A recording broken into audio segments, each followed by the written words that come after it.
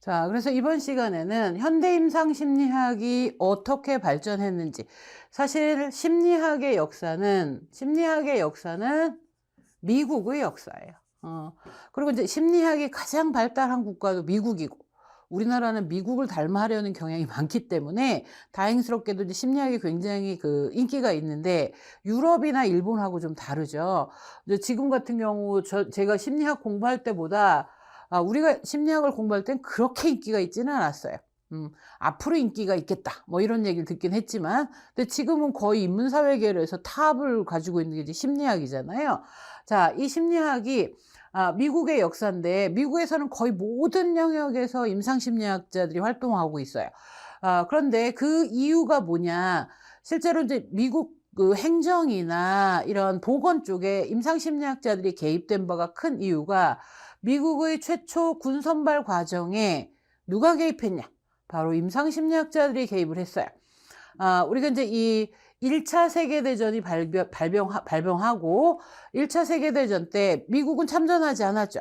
그렇지만 후에 참전을 결정하게 돼요. 유럽의 전쟁이 하도 심해서 참전하려고 군대를 보내려고 했는데, 미국은 사실은 군인이 없었어요.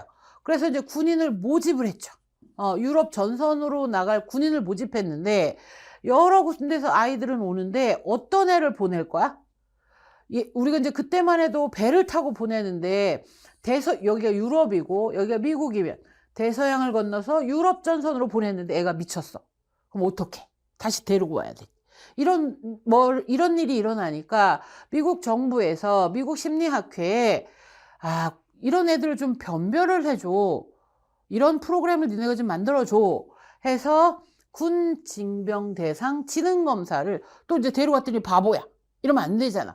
그래서 군 징병 검사를 만들게 되는데, 그게 바로 군대 알파 검사, 그냥 알파 검사예요. 이 군대 알파 검사는 읽기 가능자, 이제 종이로 돼서 읽으면서 체킹을 해서 지능을 간편 지능 검사라고 보시면 돼요. 그 다음에 이제 군 베타 검사. 이거는 문맹자를 위한 검사예요. 아마 여러분이 지금 이 얘기를 들으면, 어머, 문맹자가 군대를 가? 예, 문맹자가 군대를 갑니다. 그때는.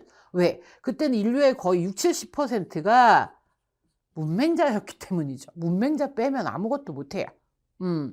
미국은 그때 이제 막 독립을 해서, 남북전쟁을 끝내고 자리를 잡고 막 산업을 엄청나게 끌어올리던 시기였거든요. 그래서 외국에서 들어온 사실 이주민도 엄청이 많았어요. 그래서 이제 그때 미국 역사를 보면 거의 뉴욕 인구만큼이 거의 1년마다 쏟아져 들어오는, 우리나라도 이제 미국도, 중국도, 유럽에서도 그 꿈의 나라를 찾아서 미국으로 갔잖아요. 이런 사람들로 만들어진 국가이기 때문에 당연히 문맹자가 많았죠. 그래서 이런 사람들의 기초적인 지능 검사를 위한 군대 알파와 군대 베타 검사가 만들어지고, 이게 성공하게 돼요. 이렇게 선발해서 보냈더니 괜찮아. 성공했어. 그래서 바로 이제 이 임상심리학자와 심리학에 대한 미국 정부의 신뢰가 엄청이 커졌죠.